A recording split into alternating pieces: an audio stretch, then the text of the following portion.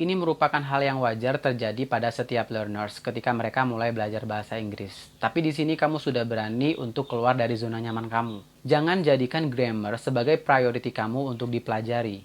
Pelajarilah grammar, it's like selingan aja.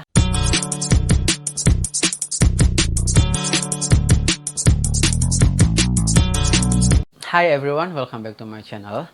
Di video kali ini aku bakalan share ke kalian tips belajar bahasa Inggris dari nol.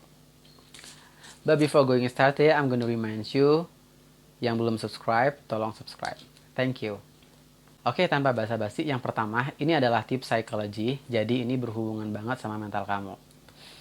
Di tahap ini, kamu harus banget memiliki niat atau goal atau motivasi yang kuat. Kenapa sih kalian itu mau belajar bahasa Inggris? Misalkan, aku mau belajar bahasa Inggris biar nanti aku bisa kerja di luar negeri. Aku mau belajar bahasa Inggris biar nanti aku pas kerja mendapatkan posisi yang tinggi.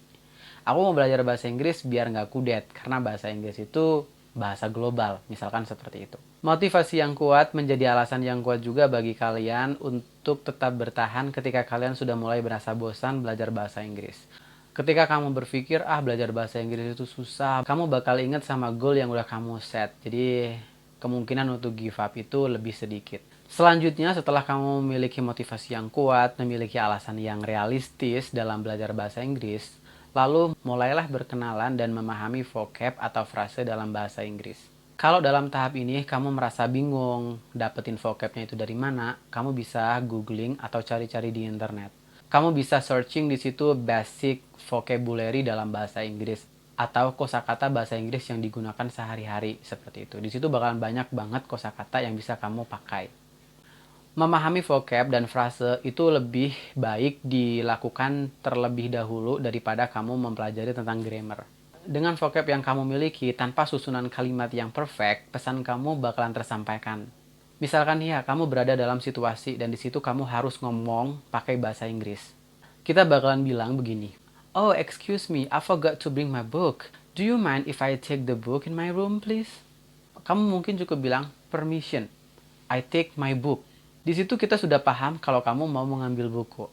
Jadi, biar nggak gampang lupa, vocab yang udah kamu pelajari, pilihlah vocab-vocab yang relate banget sama kehidupan kamu. Atau pilihlah vocab-vocab yang pasti bakalan digunakan dalam kehidupan kamu sehari-hari. Atau vocab yang kamu butuhin.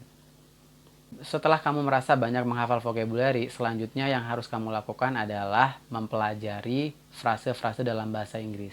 Dalam hal ini, kamu juga bisa melakukan pencarian frase-frase dalam bahasa Inggris itu lewat internet atau googling.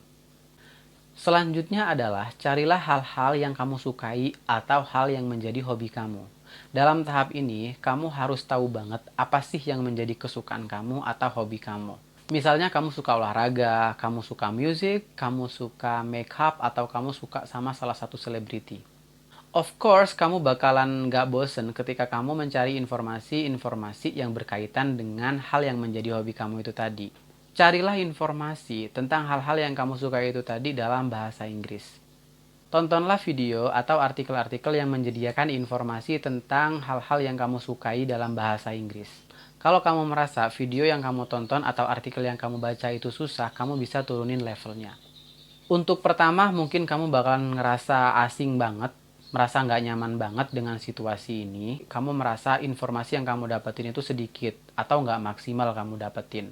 Ini merupakan hal yang wajar terjadi pada setiap learners ketika mereka mulai belajar bahasa Inggris. Tapi di sini kamu sudah berani untuk keluar dari zona nyaman kamu. Biasakan dan paksakan diri kamu dalam situasi yang tidak nyaman ini.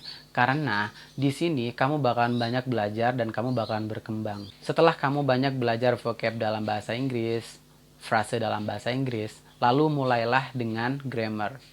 Belajar grammar tidak bisa kita hindari ketika kita mau belajar bahasa Inggris atau belajar bahasa asing manapun agar kita mendapatkan pemahaman secara maksimal. Ketika kita belajar bahasa Inggris atau belajar bahasa asing, fokus kita mungkin ke ngomong. Dan di tahap ini, jangan jadikan grammar sebagai priority kamu untuk dipelajari. Pelajarilah grammar, it's like selingan aja. Buku-buku grammar bisa kamu buka ketika kamu mendapatkan kebingungan. Misalkan kamu mendengarkan orang ngomong atau menemukan sebuah kalimat yang bilang begini, I was sleeping. Terus kamu berpikir, kenapa nggak pakai I am sleeping aja? Lah, di sini kamu perlu yang namanya buka buku grammar. Cari penjelasan tentang I am itu gimana dan I was itu gimana. Ketika kamu belajar bahasa asing dan kamu memulainya dari grammar, sebelum kenal dengan bahasa atau vocabnya atau frasenya, mungkin kamu bakalan belajar rumus-rumus aja tanpa tahu penggunaan secara tepatnya itu seperti apa. Dan yang kamu dapetin rasa bosen atau mungkin capek. Belajarlah grammar dari sebuah bahasa, bukan belajar bahasa ketika kamu mempelajari grammar. Dan yang terakhir adalah practicing. Don't forget to practice sesering mungkin. Saat ini udah banyak banget sosial media yang menyediakan atau memberikan pelayanan kepada kamu untuk belajar bahasa Inggris atau belajar bahasa asing. Beberapa sosial media memberikan kesempatan kalian untuk berinteraksi secara langsung dengan native speaker. Misalkan kamu mau belajar bahasa Inggris, kamu bisa ngobrol langsung lewat sosial media dengan native speaker dari Amerika atau dari Inggris. Kamu di situ bisa ngobrol banyak hal tentang hobi kamu, tentang culture, atau yang lainnya. Selain sosial media, kamu juga bisa melakukan think in English. Think in English itu artinya kamu sering banget kan ngomong dalam hati atau kamu sering banget kan mikirin tentang sesuatu. Cobalah ketika kamu ngomong dalam hati atau mikirin tentang sesuatu, pakai bahasa Inggris. Itu dulu tips dari aku. Terima kasih, mudah-mudahan bermanfaat. Again, don't forget to subscribe, like, comment, and share. Thank you very much. I'll see you again. Bye.